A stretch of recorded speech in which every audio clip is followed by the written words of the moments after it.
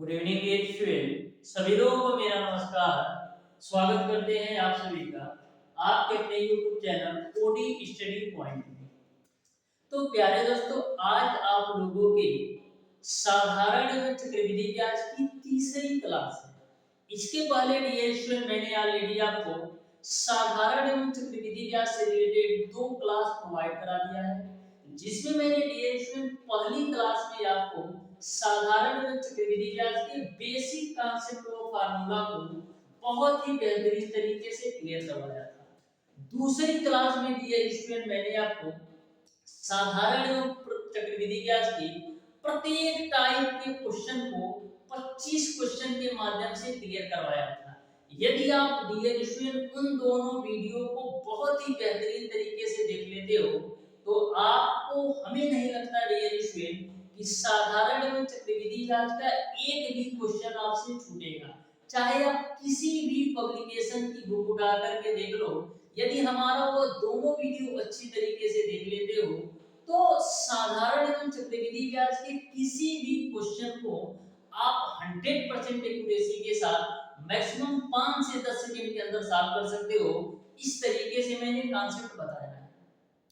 आज की भी क्लास में डियर स्टूडेंट हम लोग साधारण एवं चक्रवृद्धि ब्याज की मोस्ट इंपॉर्टेंट क्वेश्चन को सॉल्व करने वाले हैं और प्रत्येक क्वेश्चन को डियर स्टूडेंट बहुत ही बेहतरीन कॉन्सेप्ट के साथ मैं सॉल्व कराने वाला हूं। तो डियर स्टूडेंट, प्रत्येक क्वेश्चन को आप बिल्कुल ध्यान से समझिएगा।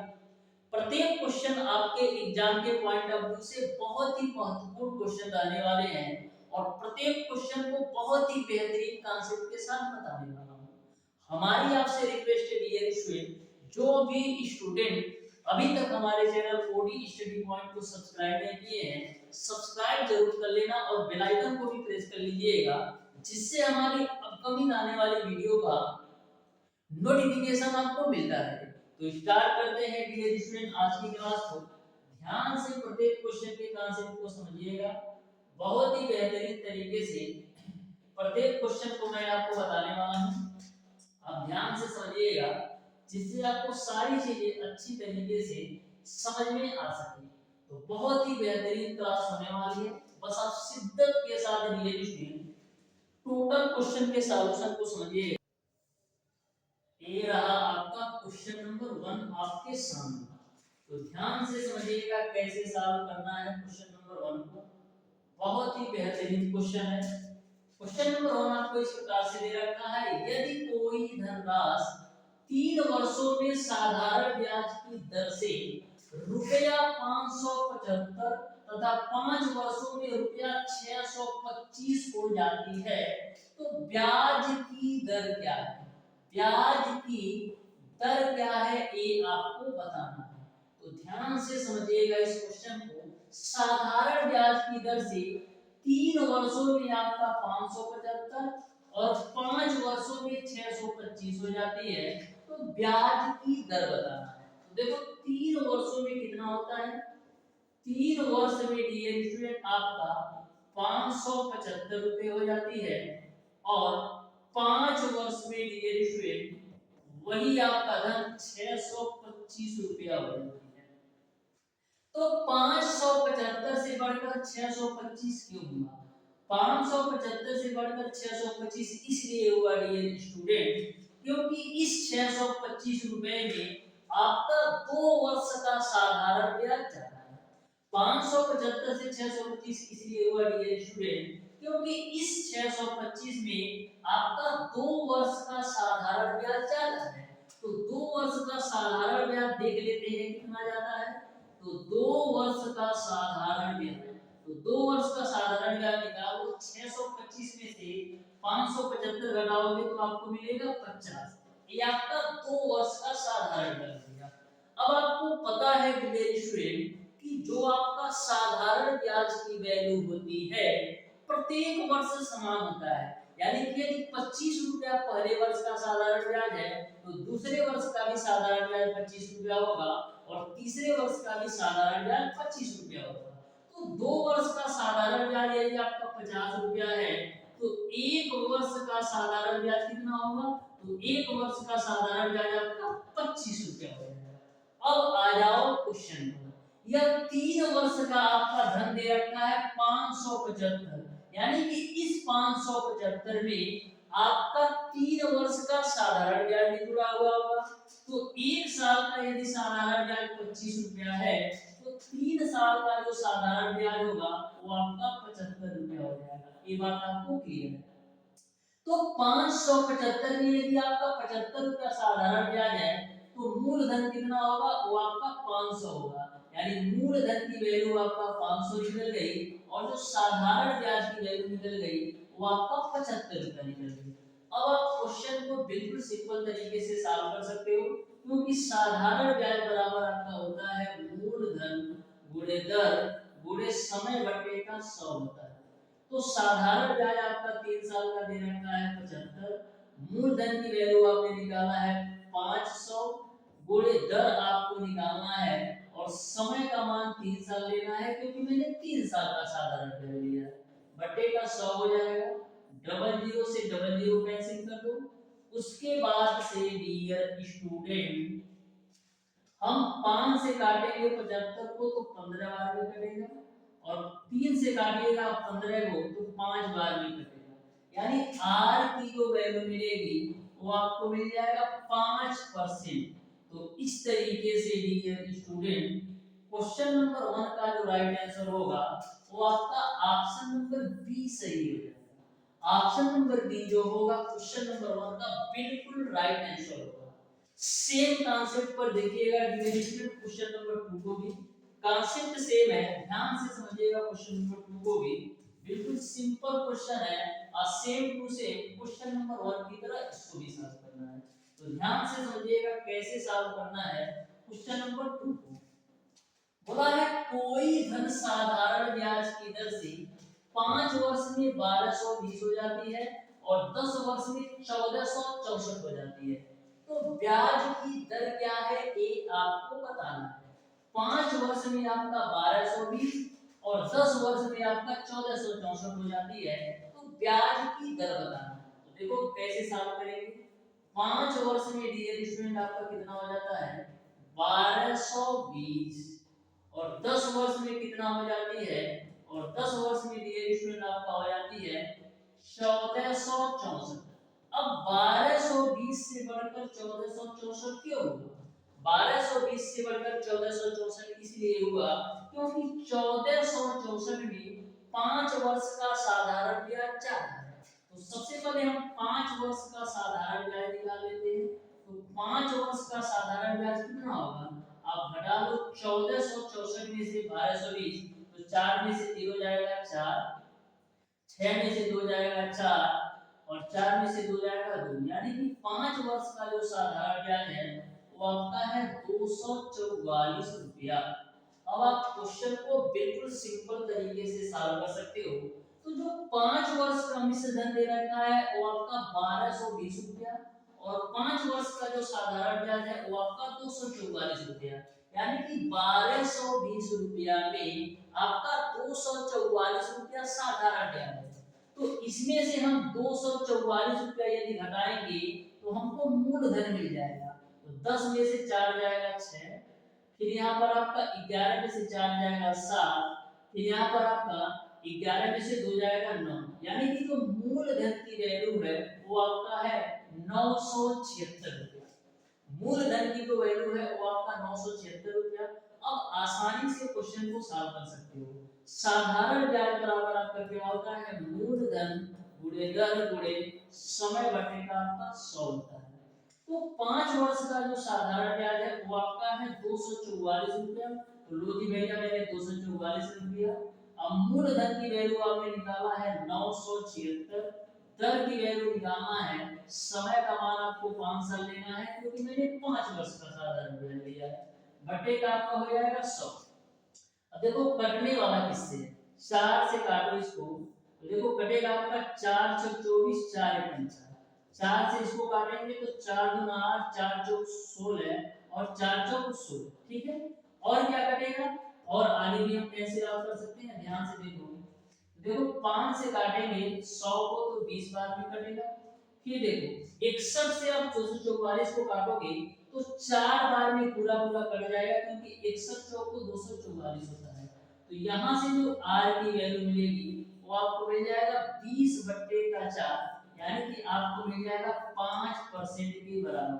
तो इस तरीके से डियर स्टूडेंट जो क्वेश्चन नंबर 2 का बिल्कुल राइट आंसर होगा वो आपका 5% होगा, वो आपका 5% होगा, यानी क्वेश्चन नंबर 2 का ऑप्शन नंबर बी जो है बिल्कुल राइट आंसर हो जाएगा क्वेश्चन नंबर 2 के लिए। बढ़ते हैं डियर स्टूडेंट क्वेश्चन नंबर 3 की तरफ। तो ध्यान से देखिएगा क्वेश्चन नंबर 3 को। प्रत्येक क्वेश्चन को बहुत ही बेहतरीन कॉन्सेप्ट के साथ बताऊंगा, बस आप शिद्दत के साथ प्रत्येक क्वेश्चन के कॉन्सेप्ट को देखो, अच्छी तरीके से आपको सारी चीजें समझ में आ जाएंगी। तो देखो क्वेश्चन नंबर 3 दे रखा है, किसी धन पर साधारण ब्याज की दर से ब्याज जो है मूलधन का 1/2 है, जबकि वर्षों की संख्या दर प्रतिशत की जबकि वर्षों की संख्या दर प्रतिशत की दोगुनी है, तो समय का मान हमें बता दीजिए। तो देखो कितने सिंपल तरीके से सॉल्व कर सकते हो। साधारण ब्याज की दर से जो ब्याज है मूलधन का 1/2 है। एक पॉइंट सबसे महत्वपूर्ण है, मूलधन का 1/2 आपका साधारण ब्याज है। तो यदि मैं मान लेता हूं कि जो मूलधन की वैल्यू है वो आपका x है, तो साधारण ब्याज कितना हो जाएगा? तो साधारण ब्याज आपका 1/2 x हो जाएगा, क्योंकि जो आपका साधारण ब्याज है मूलधन का 1/2 है। तो यदि मूलधन आपका x होगा तो साधारण ब्याज आपका 1/2 x होगा। यहां तक क्लियर है। अब देखो वर्षों की संख्या दर प्रतिशत की दोगुनी है, वर्षों की संख्या दर प्रतिशत की दोगुनी है, तो यदि मैं दर को y मान लेता हूं तो समय क्या होगा? समय आपका 2y हो जाएगा, क्योंकि जो वर्षों की संख्या है दर प्रतिशत की दोगुनी है, तो यदि दर आपका y होगा तो समय आपका 2y होगा। ठीक है, अब आसानी से सॉल्व कर लो। तो साधारण ब्याज बराबर क्या होता है? मूलधन गुणे दर गुणे समय बटे का आपका होता है 100। तो साधारण ब्याज की वैल्यू आपका है 1/2x, मूलधन की वैल्यू x है, दर की वैल्यू आपका क्या है? y है, और समय की वैल्यू आपका है 2y, और नीचे डिवाइडेड बाय 100 कर दो। x से x को कैंसिल कर दो, 2 से काटिएगा 100 को तो 50 बार में करेगा, और 2 से काटिएगा 50 को तो आपको मिल जाएगा 25। ठीक है, तो यहां से आपको y स्क्वायर की जो वैल्यू मिलेगी वो आपको मिल जाएगी 25, तो y की जो वैल्यू मिल जाएगी वो आपको 5 मिल जाएगा, y की जो वैल्यू आपको मिल जाएगी वो आपको 5 मिल जाएगा। आपको समय बताना है, तो y बराबर 5 रखोगे तो समय की जो वैल्यू आएगी वो आपका 10 वर्ष हो जाएगा, जो समय की वैल्यू होगी वो आपका 10 वर्ष हो जाएगा। इस तरीके से क्वेश्चन नंबर 3 का जो राइट आंसर होगा वो आपका ऑप्शन नंबर सी सही हो जाएगा। यदि पूछ लेता कि दर कितना होगा, तो दर आपका कितना हो जाता है? 5% हो जाता है, क्योंकि y की वैल्यू 5 है। बढ़ते हैं ये इसमें क्वेश्चन नंबर 4 की तरफ। ध्यान से समझिएगा क्वेश्चन नंबर 4 को, बहुत ही बेहतरीन तरीके से यह भी आपको समझ में आया। बस आप ध्यान से प्रत्येक क्वेश्चन के कॉन्सेप्ट को समझो, बहुत ही सिंपल और आसान भाषा में सारी चीजें आपको समझ में आएगी। बोला है क्वेश्चन नंबर 4 में, किसी धन पर 3 वर्ष के लिए किसी दर पर उधार दिया, यदि ब्याज की यह दर 5% अधिक होती तो आपका जो ब्याज है रुपया 288 अधिक मिलता, तो मूलधन की वैल्यू बता दो। तो देखो 288 रुपया अधिक क्यों मिलता? 288 रुपया अधिक इसलिए मिलता डियर स्टूडेंट, क्योंकि जो ब्याज की दर है 5% बढ़ाने पर, यानी कि यदि हम ब्याज की दर 5% अधिक कर देते तो 288 रुपया अधिक मिलता। इसी कॉन्सेप्ट पर सॉल्व कर लो। देखो 288 रुपया हमको अधिक मिलता कब? जब हम ब्याज की दर 5% बढ़ा देते। तो ये मैं मान लेता हूं आपका साधारण ब्याज है, तो मूलधन साधारण ब्याज बराबर यहां लिख लेते हैं, साधारण ब्याज बराबर मूलधन गुणे दर गुणे समय बटा 100 होता है।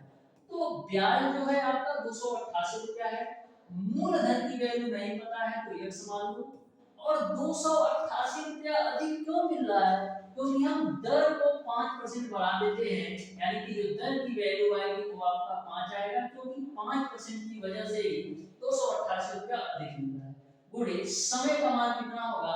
समय का मान आपका 3 वर्ष हो जाएगा, बटे का आपका हो जाएगा 100। 5 से काटो तो 20 बार में कटेगा। अब 3 से काटेंगे 288 को, तो 3 9 27, 3 6 18। तो यहाँ से जो x की वैल्यू आएगी वो आपको मिलेगा 96 गुणे का 20 के रूप में। अब 96 गुणे 20 कितना होगा, 2 छक्का 12 और 2 9 18 1 19, यानी 1920 रुपया हो जाएगा।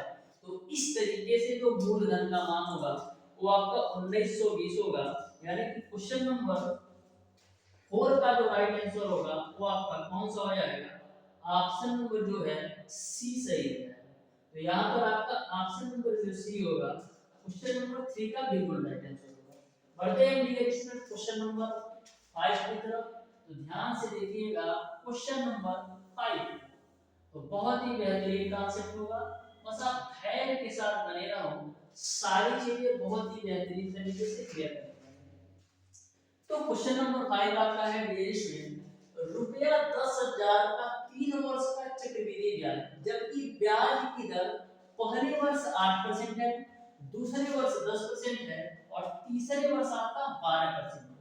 तो मैंने आपको पहली ही क्लास में बताया था, जब मैंने बेसिक कॉन्सेप्ट वाला वीडियो बनाया था, तो मैंने आपको बताया था कि यदि ब्याज की दर पहले वर्ष 8% हो, दूसरे वर्ष 8% हो और तीसरे वर्ष आपका 8% हो, तो ऐसे कंडीशन में चक्रवृद्धि मिश्र दर बराबर क्या होता है आपका मूलधन 1 प्लस R1 अपॉन 100 और दूसरे वर्ष के लिए स्टूडेंट आपका होता है 1 प्लस R2 अपॉन 100 और तीसरे वर्ष के लिए आपका होता है 1 प्लस R3 अपॉन 100। जब कभी भी यदि आपको अलग अलग चक्रवृद्धि ब्याज दे रखा हो, यानी कि पहले वर्ष का 8%, दूसरे वर्ष का 10% और तीसरे वर्ष का 12% के रूप में, यानी कि तीनों वर्ष के अलग अलग ब्याज की दर हो, तो यह फार्मूला आपको अप्लाई करना है। तो यहाँ पर जो मूलधन की वैल्यू है वो आपका है 10,000। 1 प्लस R1 की जो वैल्यू है वो आपका कितना है 8%, तो प्लस का 8 डिवाइडेड बाय 100। उसके बाद से 1 प्लस R2 की जो वैल्यू है वो आपका है 10% और R3 की जो वैल्यू है वो आपका कितना है 12%, डिवाइडेड बाय आपका हो जाएगा 100। इसी को कैलकुलेट कर देना है। तो देखो कैसे कैलकुलेशन करेंगे, ये आपका 10,000 है ही गुणे, यहाँ पर हम 4 से काटते हैं तो 4 गुना 8 4 25 सही आ गए 100, ठीक है। तो 25 से कम 25 तो 27/25 आपको यहाँ से मिलेगा गुणे, यहाँ पर एक जीरो से दूसरा जीरो कैंसिल, तो 10 से कम 10 11/10 यहाँ से मिलेगा गुणे, यहाँ पर 4 से काटेंगे तो 4 3 12 और 4 25 सही आ गए 100। तो 25 से कम 25 3 28/25 आपको यहाँ से मिलेगा। यहाँ तक सबको क्लियर है। अब देखो जीरो से जीरो कैंसिल, 25 से काटो 1000 को तो 25 चौका 100, ये तो जीरो उतर जाएगा। अब आगे सॉल्व करते हैं, ध्यान से देखो। तो ऊपर में आपको क्या मिल रहा है, ऊपर में आपको मिल रहा है डियर स्टूडेंट 40 गुणे 27 गुणे 11 गुणे 28, 27 गुणे 11 गुणे 28। नीचे में आपको क्या मिल रहा है, नीचे में आपका बच रहा है केवल और केवल 25, तो नीचे आप 25 लिख दो, इसी को कैलकुलेट कर लो। तो 5 40 अब 5 बचे आपका कितना हो जाएगा 25। अब देखो 8 का गुणा 27 में करेंगे तो 8 7 56 को 6 और 8 दूना 16 4 20 21, ठीक है ना हो। 8 7 56, 8 दूना 16 4 20 21, 11 का गुणा 88 में करो तो 11 का गुणा 28 में करो तो 11/88 और 11 गुणा 22 और 8 जोड़ दोगे तो 30 होगा, बटे का आपका हो जाएगा 5। यहाँ तक सबको क्लियर है, ठीक है। इसका आप कैलकुलेशन करिएगा, इसका आप कैलकुलेशन करिएगा डियर स्टूडेंट, तो आपको मिल जाएगा 13,305 रुपया 60 पैसा। इसका आप कैलकुलेशन करिएगा तो 13,305 रुपया 60 पैसा मिलेगा। आपको बताना है कि चक्रवृद्धि ब्याज कितना होगा। तो चक्रवृद्धि ब्याज निकालने के लिए क्या करेंगे, चक्रवृद्धि मिश्र दर में से मूलधन को घटा दो। तो चक्रवृद्धि मिश्र धन 13,305 है, इसमें से मूलधन आप 10,000 घटा दोगे, मिलेगा आपको क्या 0.16 5 में से 0 जाएगा 5, 0 में से 0 जाएगा 0, और यानी कि आपको 3305 रुपया 60 पैसा मिलेगा। 3305 रुपया 60 पैसा मिलेगा, क्योंकि आप 13,305 रुपया 60 पैसा में से 10,000 घटाओगे तो 3305 रुपया 60 पैसा मिलेगा। यानी ऑप्शन नंबर ए जो होगा क्वेश्चन नंबर 5 का बिल्कुल राइट आंसर होगा। बढ़ते हैं डियर स्टूडेंट क्वेश्चन नंबर 6 की तरफ। तो ध्यान से देखिएगा क्वेश्चन नंबर 6 को भी बहुत ही बेहतरीन तरीके से यह भी क्वेश्चन आपको समझ में आएगा। तो क्वेश्चन नंबर 6 को आप ध्यान से समझिएगा, बिल्कुल सिंपल सा एबी क्वेश्चन, ध्यान से समझिए। बोला है रुपया 5,000 का 2.5 वर्षों का 5% वार्षिक चक्रवृद्धि ब्याज की दर से ब्याज कितना होगा ये आपको बताना है। तो ध्यान से समझिएगा, आपको 2.5 वर्षों का 5,000 का 5% वार्षिक चक्रवृद्धि ब्याज से ब्याज कितना होगा ये आपको बताना है। तो चक्रवृद्धि मिश्रण बराबर क्या होता है आपका मूलधन 1 प्लस r अपॉन 100 का पावर कितना होता है n आपका होता है। तो मूलधन की वैल्यू आपको कितना दे रखा है 5,000। और यहाँ पर आप एक चीज देखिएगा, समय का मान आपका 2.5 वर्ष दिया है। तो सबसे पहले हम 2 वर्ष के लिए निकालेंगे, फिर हम आधा वर्ष के लिए निकालेंगे। तो 2 वर्ष के लिए आप किस तरीके से लिखते हो 1 प्लस r की वैल्यू 5 डिवाइडेड बाय 100, और समय हम सबसे पहले हम 2 वर्ष लेंगे, फिर उसके बाद हम आधा साल लेंगे।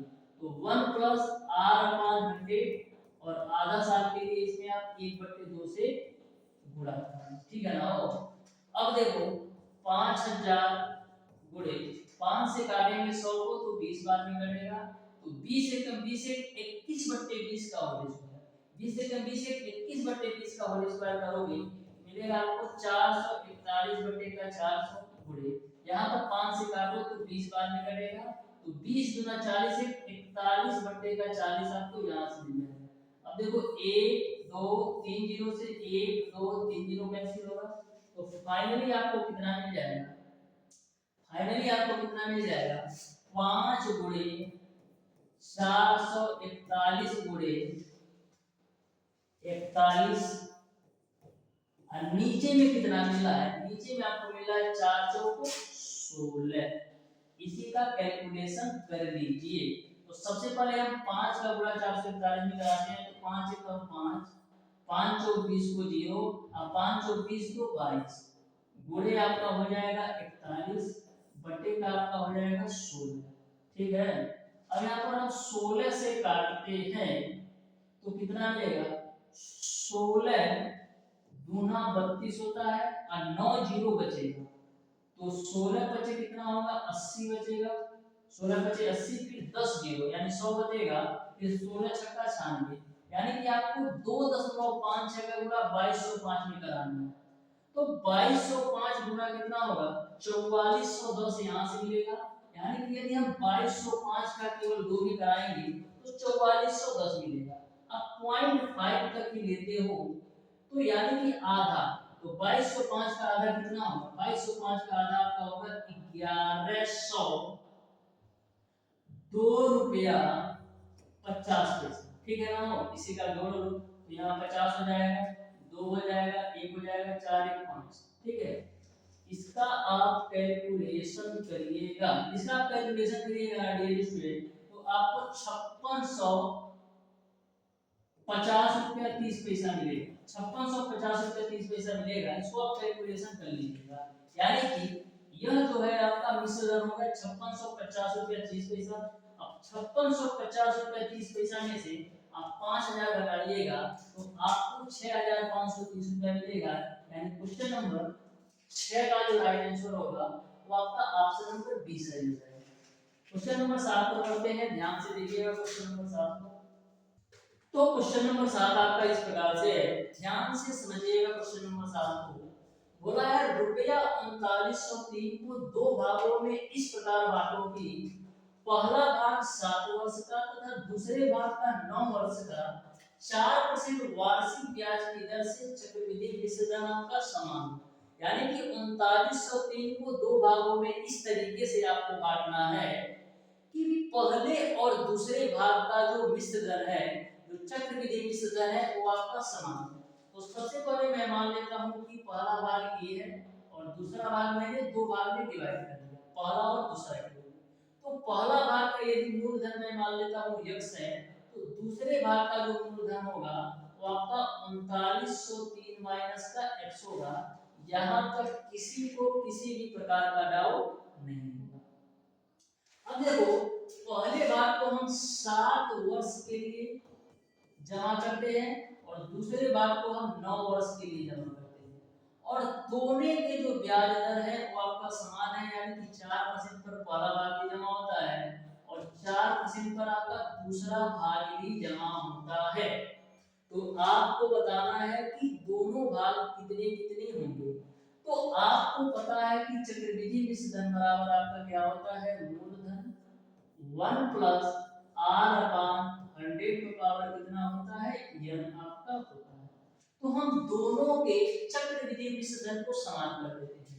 तो पहले भाग का जो चक्रवृद्धि मिश्र धन क्या होगा, मूलधन 1 प्लस r अपान 100 का पावर होगा 7, और दूसरे भाग का जो चक्रवृद्धि मिश्र धन क्या होगा, 3903 माइनस का x और 1 प्लस r की वैल्यू 4 डिवाइडेड बाय 100 और समय का मान आपको 9 वर्ष देना।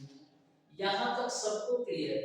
अब देखो यहाँ पर 1 प्लस 4 अपॉन 100 की पावर 7 है और यहाँ पर 1 प्लस 4 अपॉन 100 की पावर 9 है। तो 7 पावर से आप 7 पावर को काटिएगा तो राइट साइड में केवल 2 पावर बचेगा। ऐसे समझो स्टूडेंट, यदि आपको 2 पे पावर 2 और 2 पे पावर 3 में अनुपात निकालना होगा तो 2 पे पावर 2 को 2 गुणे 2 और 2 पे पावर 3 को 2 गुणे 2 गुणे 2 के रूप में लिखते हो। तो यहाँ पर देखो डबल 2 से डबल 2 कैंसिल होगा तो यहाँ से 1 मिलेगा और यहाँ से आपको 2 मिलेगा। तो सेम कॉन्सेप्ट मैंने यहाँ पर भी अप्लाई किया है, 7 पावर से 7 पावर को काटा है तो लेफ्ट साइड में केवल और केवल आपका x बचेगा, राइट साइड में आपका बचेगा 3903 माइनस का x और क्या बचेगा 1 प्लस 4 अपॉन 100 की पावर 2, 1 प्लस 4 अपॉन 100 की पावर आपका बचेगा 2। इसी को आपको कैलकुलेट कर देना है, तो ध्यान से समझिएगा कैसे कैलकुलेशन करना है, ठीक है।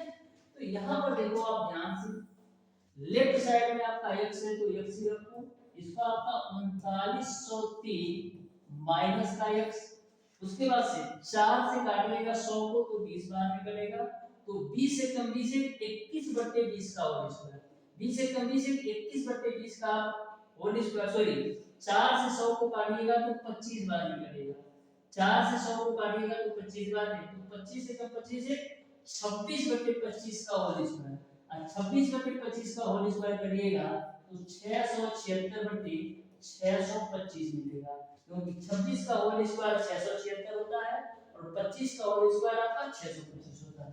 इसी को सॉल्व करो तो क्रॉस मल्टीप्लाई करेंगे तो मिलेगा आपको 625x बराबर 3903 माइनस का x गुणे आपका हो जाएगा 676।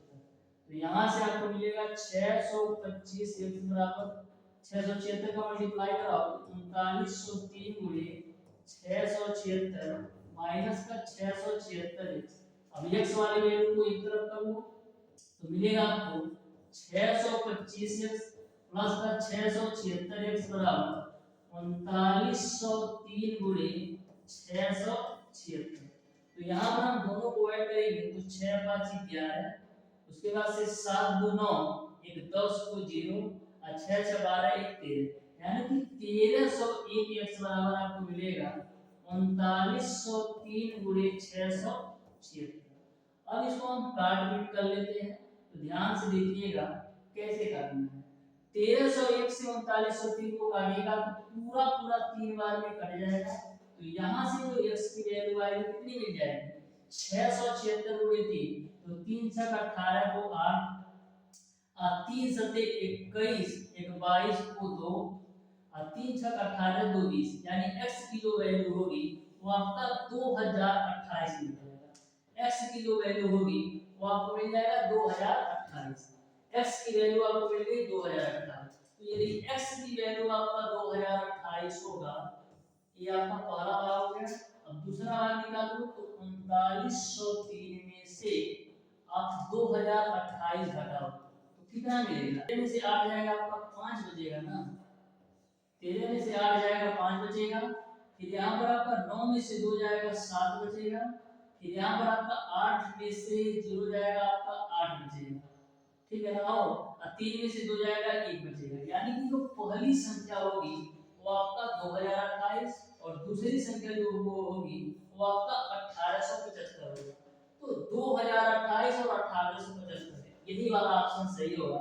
यानी क्वेश्चन नंबर 7 का जो राइट आंसर होगा वो आपका ऑप्शन नंबर बी सही हो जाएगा।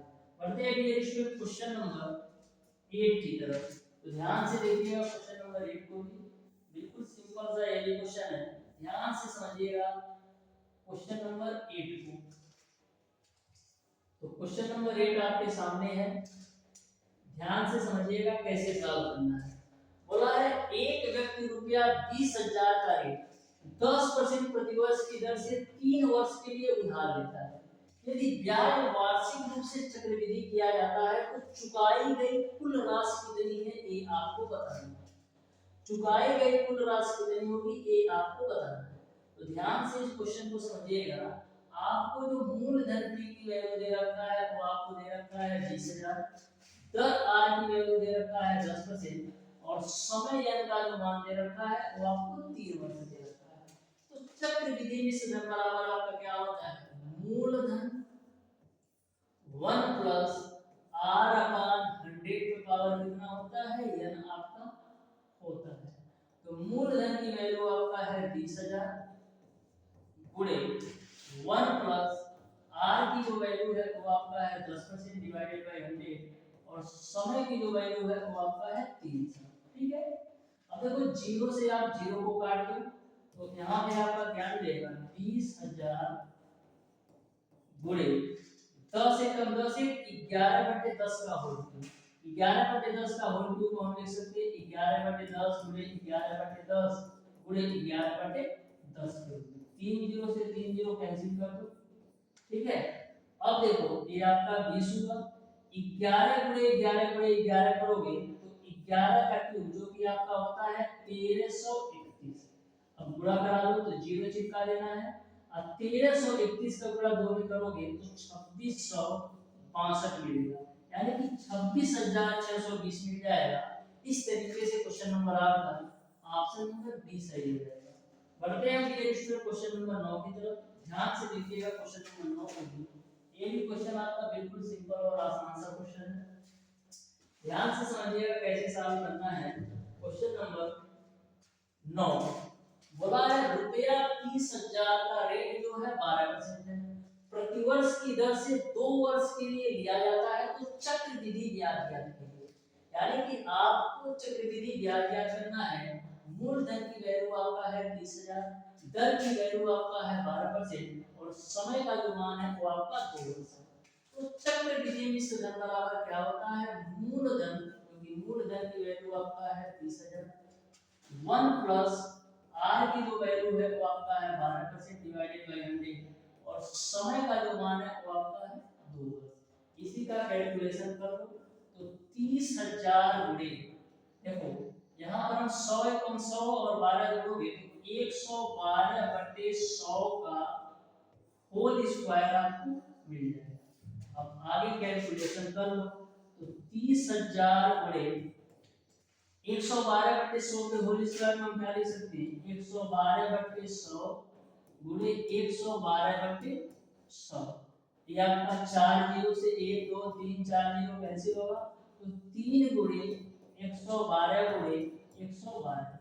इसका कैलकुलेशन करके बताना कि कौन सा ऑप्शन सही होगा। यानी कि इसका जब कैलकुलेशन करिएगा तो आपको चक्रवृद्धि मिश्र धन की वैल्यू मिलेगी। अब चक्रवृद्धि मिश्र धन में से मूलधन घटाइएगा तो आपको क्वेश्चन नंबर 9 का आंसर मिलेगा। इसका आप कैलकुलेशन करके बताइएगा कौन सा सही होगा। क्वेश्चन नंबर 10 को आप ध्यान से समझो।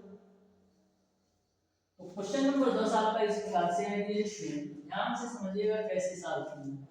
बोला है एक व्यक्ति रुपया 25,000 का निवेश 10% प्रतिवर्ष की दर से 3 वर्ष के लिए करता है। चक्रवृद्धि ब्याज आपको ज्ञात करना है, तो ध्यान से समझिएगा। Same to same question number 9 की तरह सॉल्व करना है। मूलधन की वैल्यू दे रखा है 25,000, दर की वैल्यू दे रखा है 10% और जो समय n का मान दे रखा है वो आपको 3 वर्ष दे रखा है। तो चक्रवृद्धि मिश्र धन बराबर क्या होता है? मूलधन, क्योंकि मूलधन की वैल्यू आपका है 25,000, 1 प्लस आर की वैल्यू आपका है 10% डिवाइडेड बाय 100 और समय का मान आपका है 3 साल। इसी का कैलकुलेशन कर लो तो 25 3 0 1 0 से 1 0 कैंसिल, 10 से 15 से 11/10 का होल क्यूब, 11/10 का होल क्यूब करोगे तो 1331 बटे का आपको मिलेगा 1000। ठीक है ना? 1 2 3 0 से 1 2 3 0 कैंसिल तो मिलेगा आपको 25 गुणे 1331 बुरा करो 25 का तो 25 से कम 25 हासिल बचे 2, 25 या 75 2 77 को 7 हासिल बचे 7, 25 या 75 और 7 जोड़ोगे तो 82, 82 को 2 हासिल बचे 8। अब 25 से कम 25 में 8 जोड़ोगे तो 25 8 आपका 33, यानी कि 33,275 रुपया होगा। ये आपका मिश्र धन हुआ। अब मिश्र धन में से मूलधन घटा लो तो मिश्र धन आपका है 33,275, इसमें से मूलधन आप घटा लो 25,000, तो मूलधन हम 25,000 घटाएंगे तो कितना मिलेगा? 5, 7 में से 0 जाएगा 7, 2 में से 0 जाएगा 2, 13 में से 5 जाएगा, यानी कि 8,275 रुपया मिलेगा। तो इस तरीके से जो चक्रवृद्धि ब्याज होगा वो आपका 8,275 होगा, यानी क्वेश्चन नंबर 10 का ऑप्शन नंबर बी सही है। इस तरीके से डियर स्टूडेंट, आज की क्लास में मैंने आपको बताया है साधारण चक्रवृद्धि ब्याज के मोस्ट इंपॉर्टेंट टॉप 10 क्वेश्चन। जो आपका क्वेश्चन नंबर 9 है इसका कैलकुलेशन करके बताना कि कौन सा ऑप्शन सही होगा। तो आज की क्लास आपको कैसी लगी कमेंट बॉक्स में कमेंट करके जरूर बताइएगा। मिलते हैं डियर स्टूडेंट नेक्स्ट क्लास में, तब तक